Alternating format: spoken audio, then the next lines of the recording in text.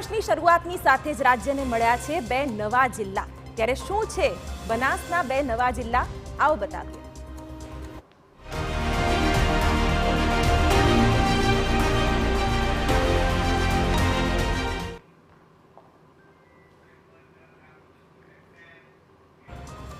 તો વાવ અને થરાદને નવા જિલ્લા તરીકે જાહેરાત કરવામાં આવી છે અને એની સાથે જ એને લઈને પણ પ્રશ્નો ઉઠ્યા છે। તમને ખાસ તો દર્શાવી દઈએ કે વાવ અને ભાભર, થરાદ આ તમામ એવા વિસ્તારો કે જે બનાસકાંઠાનો ભાગ છે। ત્યારે વાવ, ભાભર, થરાદ, ધાનેરા જેમાંથી વાવ અને થરાદ નવા જિલ્લા તરીકે હવે જાહેરાત કરવામાં આવી છે। પાલનપુર, દાંતા, અમીરગઢ પણ આ વિસ્તારો છે। ત્યારે કઈ રીતે બંને જિલ્લાઓમાં વિસ્તારોનું વિભાજન કરવામાં આવ્યું છે।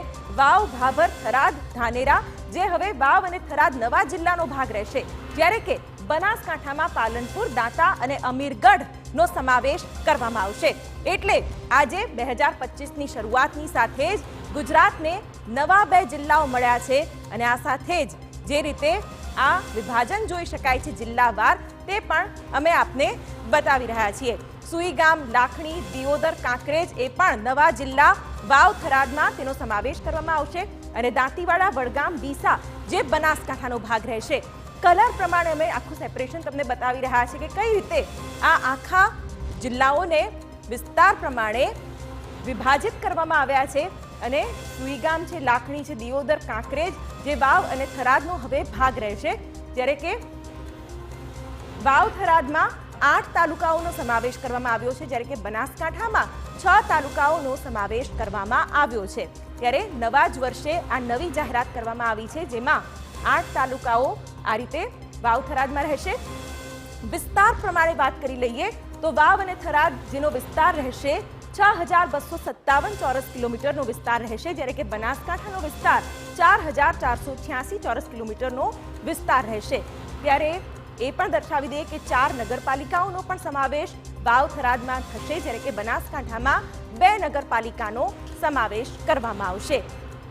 અને આ જ રીતે કઈ રીતે હવે આ બે જિલ્લાઓ બનવાથી શું ફાયદો થશે, શું નુકસાન થશે, તેના પર પણ હવે એક રાજનીતિ થવાની શરૂ થઈ ગઈ છે અને બનાસના બે જિલ્લાઓને લઈને પણ લોકોમાં ચર્ચા જામેલી છે।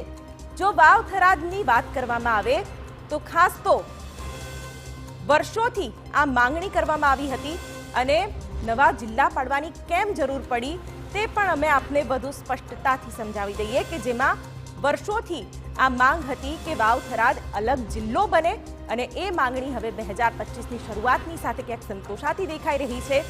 વિસ્તારની દ્રષ્ટિએ જોઈએ તો બનાસકાંઠા સૌથી મોટો જિલ્લો છે અને તેમાં મુખ્ય મથકની વાત કરવામાં આવે તો પાલનપુર અને અનેક તાલુકાઓથી ખૂબ દૂર પણ છે।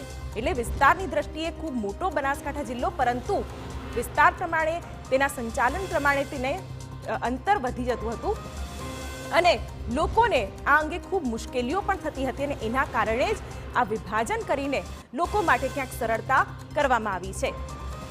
ત્યારે આ નિર્ણયથી લોકોને અનેક લાભ થશે।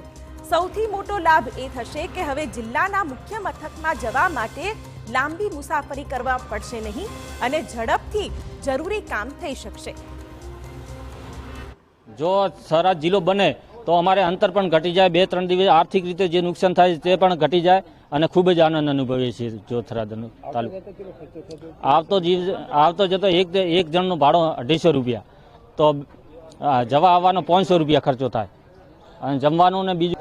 અમારો વડો મથક અમે ગણવા જઈએ તો આવા જવામાં, સાધન સામગ્રી લેવામાં, અમારી કોઈ જીવન જરૂરિયાત ચીજ વસ્તુ લેવામાં થરાદ નજીક પડે છે અને થરાદ અમે દરેક અમારો વહીવટ થરાદ છે, તો થરાદ જિલ્લો જાહેર થાય તો અમને ખૂબ ખુશી છે, ખુશીનો આનંદ છે।